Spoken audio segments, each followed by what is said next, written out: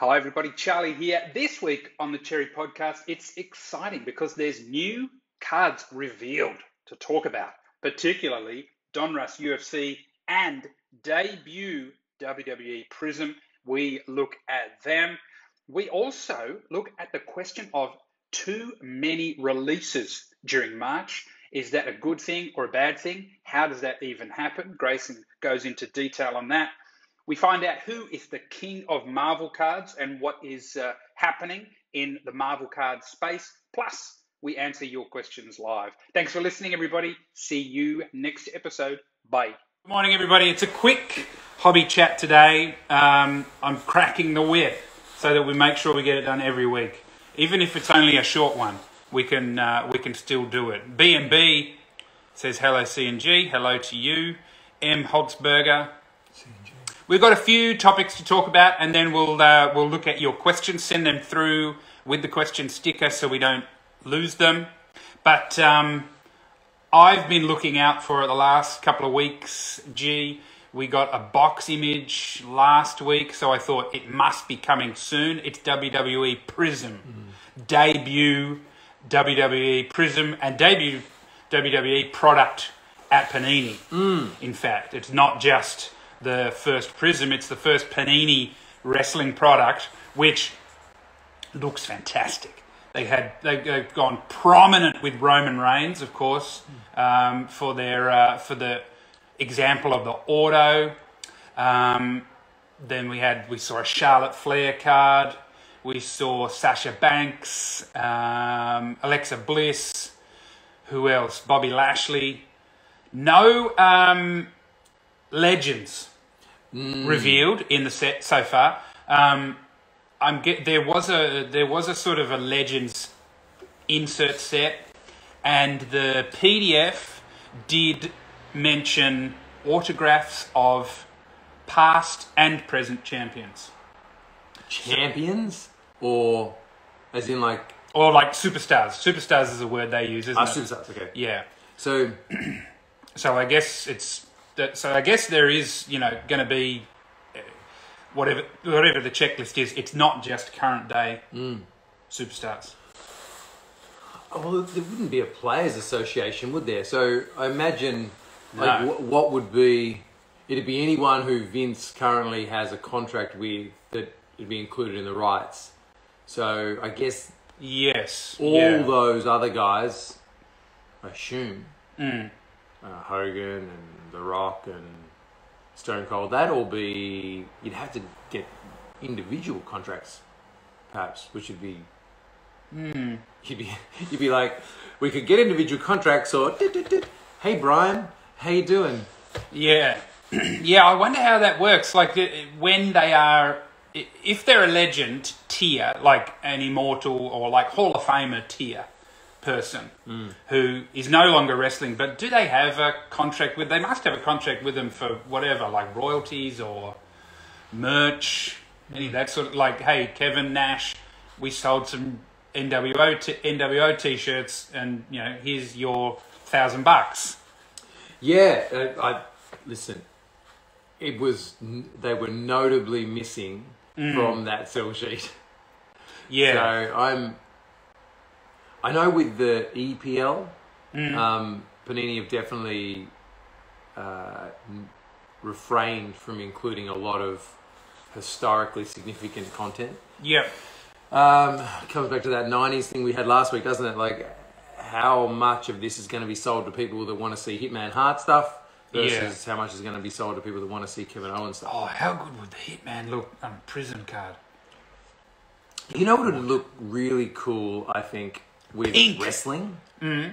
Is if the Color Blast was the color sort of uniform that they had.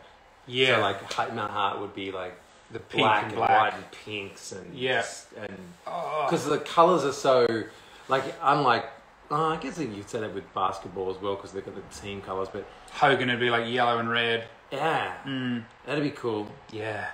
Anyway, hit me up, Panini. Yeah, a little consulting fee. I'm here a week. Yeah. And you've had people slide in the DMs already trying to get it. Oh man, it's been there hasn't been a product that's been this hot pre-release than probably Dynasty and F1. And we know what happened there. Yeah, We know what right. happened there. Yeah, there was barely any. Yeah, well, I got none. Yeah. Everyone was pre-selling it, and I'm like, I don't know where they're getting it from. I can't get any. So they didn't get it. Yeah. No one got it. So Yeah. yeah, that was always hot. This has been pretty hot. There's not going to be much of it. Yeah, I don't think so. Yeah. It's going to be an interesting one, and it's going to have, we talked about it late last year, how it's going to have whoever the next Dwayne Johnson or Stone Cold is, this box of cards is likely to have whoever that next one is, it's going to have their rookie card in it, probably. It's going to be their first card. And there's always the next one in wrestling. Always. They obviously built it. I mean, they obviously wanted this out because WrestleMania is soon. Is it this weekend or a couple of weeks? Anyway, I was watching Vince McMahon on the podcast last week. That was amazing. Pat McAfee. Yeah. Jeez, that was a good episode. And I was figuring, okay, they're holding on to this Prizm news to just build as part of the hype to WrestleMania, which is smart. But, yeah, that's going to be exciting. How extraordinary would it be to sit and listen to Vince talk about just like I personally think business, like just talk business, and the way he goes about it is just brilliant. That was fascinating. The story that stuck out to me was him finding one of his professors and trying to get a grade bumped up from like a B minus to a B plus to an A minus or something like that. And he was like, went to the guy's house. He's like, I'm not leaving because I've got nothing to lose at the moment. Like, I've got no money. I've got to make sure I pass this class. Otherwise I'm toast. And he's like, call the cops. I don't care. Do whatever you need to do. Yeah.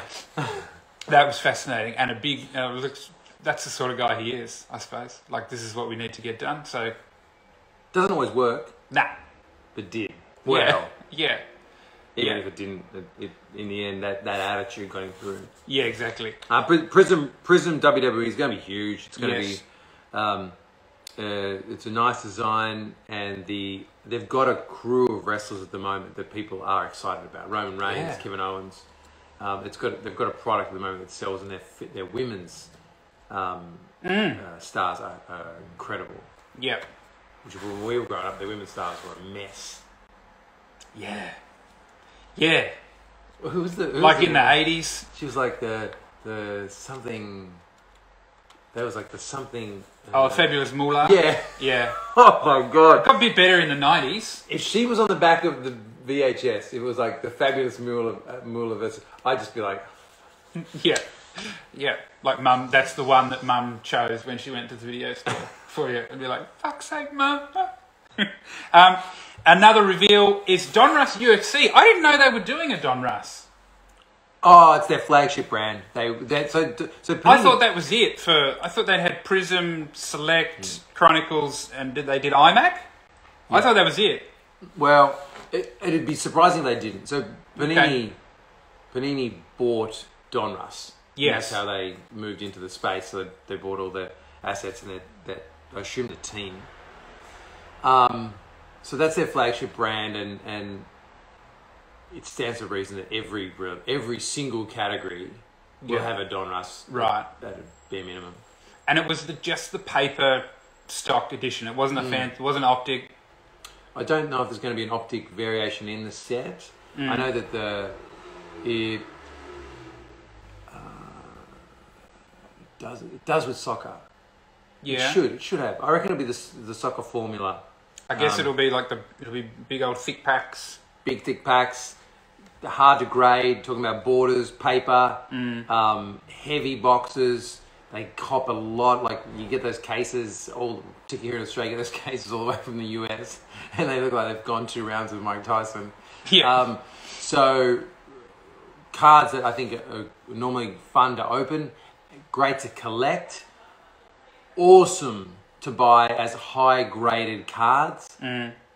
Very, very hard to grade pack pooled stuff. Yeah. Good luck to you. Yeah. Well, that's going to be fun. I mean, UFC collectors, they love cards, so that's going to be another one that's going to be interesting to see the volume of that comes out. Long term, I think Donruss gets a lot closer to Prizm because of how poorly it'll grade. I think those low pops will hold. So I think I like Donruss. You know how much I like it in the soccer. I think this year's soccer road to Qatar is, even missing some of the autos that it was meant to have, is still going to be an all-time product. Yep. Well, a couple of big reveals there. WWE Prizm, Donruss UFC. You want to talk about, G, a topic of the frequency of releases, card releases over the last couple of months. It's something that you saw on another podcast, you said. Yeah, well, not the last couple of months, last week and a half. So saw the Card Talk pod guys, who are brilliant. Yep. Talking about too many releases. Today, actually, on Insta, as I walked to work. Too many cards. Too many cards in the 1 week and a half. And they're not wrong. Like, they're not wrong in the sense that 3 of my credit cards melted last week. Like, literally melted. Yeah. I just got approved for a loan. Right. To pay, like, Blake's exorbitant wage, his exorbitant salary this week. It's absolutely too many cards in one little spot. But the reason they do is because no one works in January. Yes. So if you're trying to distribute and supply and print products and ship them all around the world, I was like, no point. Yeah, good luck to you. Yeah. So no one's working, and then when people do go back to work in February, they don't spend any money. So February's not a great month to try to sell anything. And I think that for that reason, we get this every year where products hold out. You end up with like a glut of stuff drops in March. Yep. So there's always a couple of things that period, but probably products that are going to need a bit more help to move, as opposed to Prizm. Like Prizm, it sells regardless. You could put one Ronaldo variant in every 50 cases, and Prizm would still sell. Yeah, some say they have. Blake. Okay, so that's the reason that there is this notion of too many releases. It's because we lose pretty much all of January. Yeah. And then February, people aren't keen to spend because they've got bills, rates, whatever. Kids back to school. Yep. And then in March, it all drops. March, it just, the sun shines again, the clouds part. Yep. And then we get these great releases, and they're still, like, if you look at the releases, they fit really well together. Like there's, you've got Donruss basketball, which is a highly collectible, low-end, entry-level product, with Origins basketball, which is single packet, quite expensive. Yep. So and Origins would struggle later in the year against other big RPA products. So I think that the calendar's really cleverly put together. Obviously, you get occasions when it all just, jams up against each other like this. But it's awesome. Like, we get in F1 cards and UFC cards and WWE cards that no one cared about, 5 years ago. So. 2 years ago. Yeah. Wrestling was like a wasteland. And, it's amazing. Now, next topic, we're going to crack on through these topics because we do have to open up shortly. You want to know who is the Marvel King. And are you declaring yourself the king of Marvel cards? No. Okay, good. No, that's not what I want to know. I am the Marvel King. We know that's undisputed. Oh, really? Yeah, I think so. After I found that little purchase that I made Oh, yeah. 5 years ago off a very close friend Yep. that I believe is now enough for a reasonable car. Wow. And at the time, what he got was a reasonable meal out of it. Anyway, it's the thought that counts. And I thought that I was paying a reasonable price. No, what I mean is that I collect Marvel cards. We know that I collect Marvel cards. I've always collected them. I've begged Panini to get the license every time I've met them. And the wave of emotion that hit me last week when I looked at some of the prices that some of the sets that I'd collected were now worth was astonishing. And I hadn't grasped, mainly because every time someone had given me an update on a price, it was Josh, and he talks a lot of shit. So I didn't believe him, and I didn't really care for it, and I walked. But like those vibraniums. Yeah. That are not amazing looking cards. No. But they kind of look like the PMG. Is that why they're getting? Yeah. They're like a bad PMG. Yeah. But now they're through the roof. Yeah. Yeah. Even obscure characters. Yeah. It's like I'm a bad Todd Phillips. It'd be like going, let's get Grayson to shoot the old school sequel because he's a bad looking Todd Phillips. Well, no, I mean you pretty much look as good as him. It's not I going would to be say. the same flick. No. But anyway, No. The point I'm trying to make is that it's gone wild in that space. Who is going to get that license? Because Panini and Topps would both be looking at it going, Yeah. And Upper Deck still have it? I would extra go, yeah. Literally how? They must be I'm not trying to... tasty. Yeah. And Topps already does so much business with Disney. Yeah. Disney own Marvel. How did Disney just not ring up Upper Deck and just go, listen boys, it's been good. It's over. Yeah. Yeah. It must be so. Like, I just had Ruben on the phone and it's over. Yeah. You know? I reckon every time Upper Deck walk into the room, I reckon like Wolverine's on the phone to someone like, who's that? No one.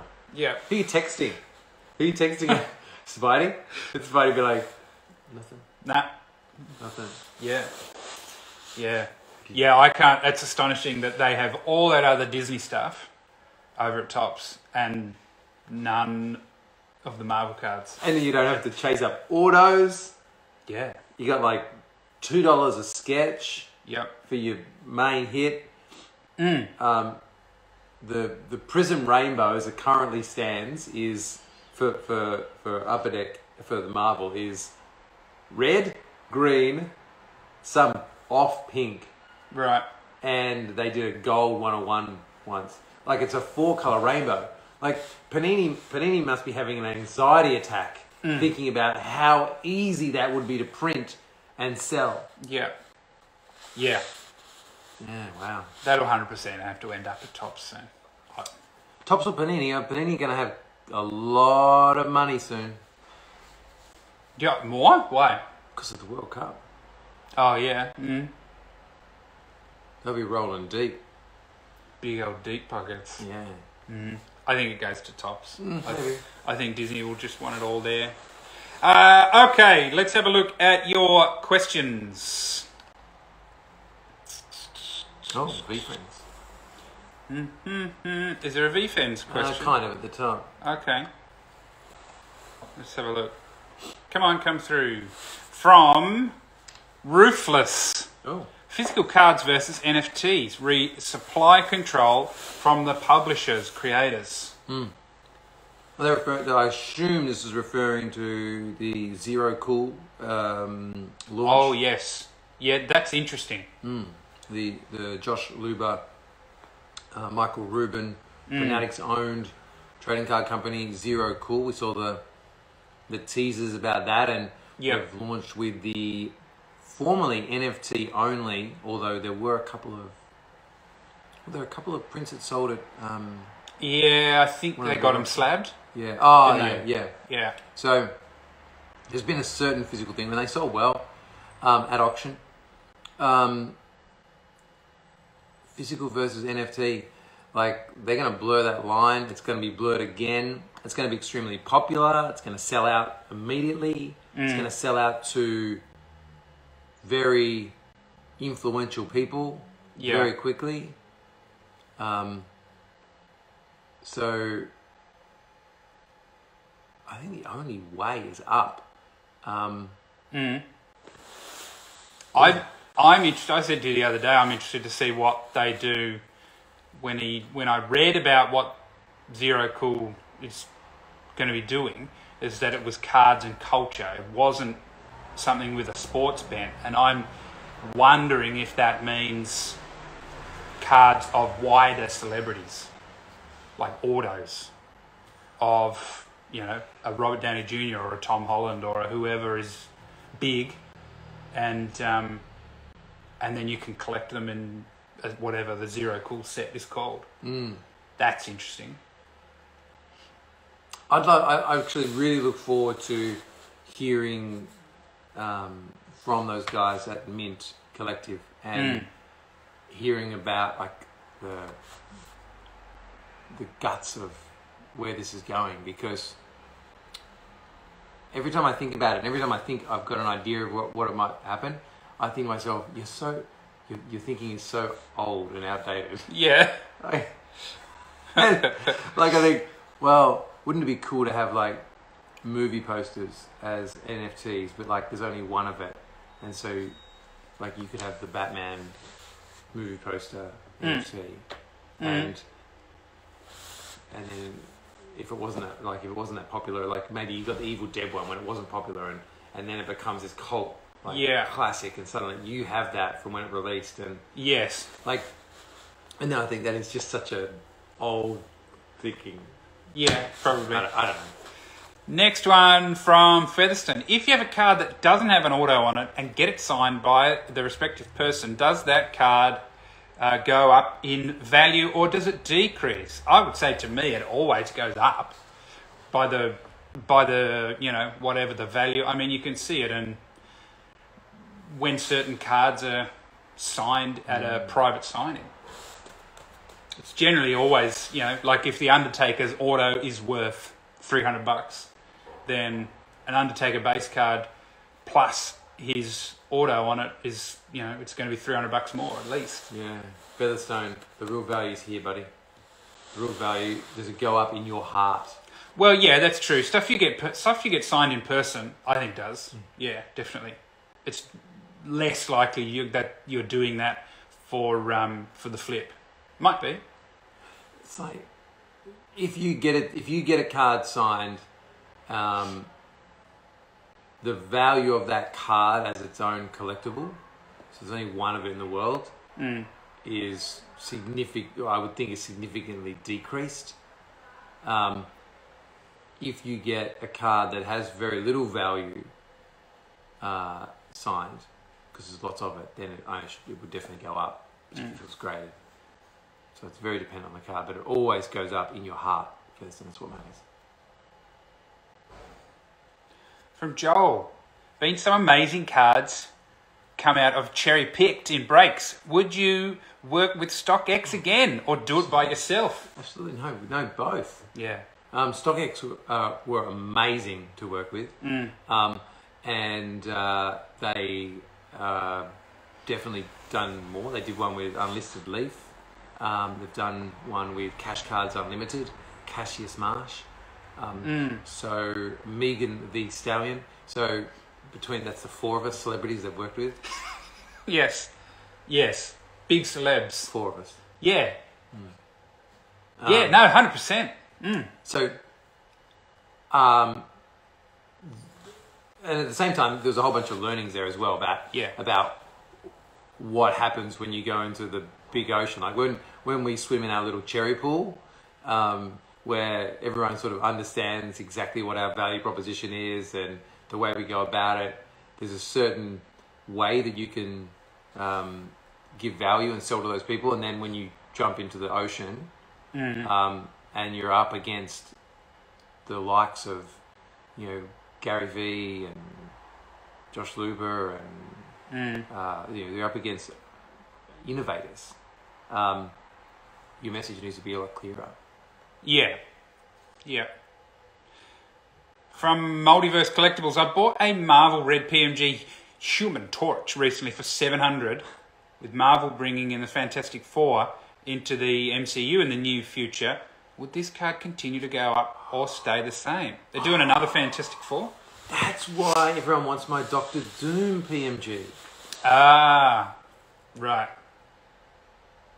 Doctor Doom is a sick villain. The Fantastic Four suck. That's the takeaway from the Fantastic Four. The Fantastic Four are the shittiest superhero team. They are so daggy. Jessica Alba as the Invisible Woman. I mean, obviously, The three of them. They're fantastic. She's fantastic. But the films are bad.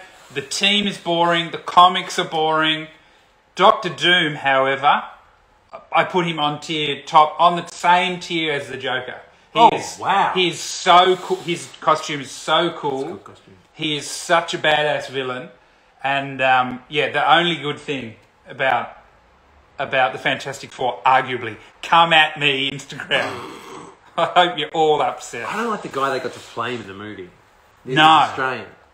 Yeah, that was in the early superhero movie becoming popular. Who would play him now? He's already in the MCU, but I would go, when you said it, the first person that I thought was Mads Mikkelsen would just be, he'd be awesome. Yeah. He'd have the accent, he'd look badass with the huge green cape on. He'd look fantastic. Why do I feel, maybe I just love the guy. I like Bardem, Javier Bardem. Yeah, he'd be good. Yep. Such a menacing guy. Yeah. Good question, though. And I think the Human Torch, I guess it'll keep going up, especially if he gets a big film. Not as much as my Doctor Doom, but yeah. No, good question. Still the king. Boom, boom, boom. Okay, good questions. Thank you, everybody. We will jump off because we've got to open up shortly. Thank you for jumping on. Thank you for your great questions. Thank you for listening. See you next time. Bye.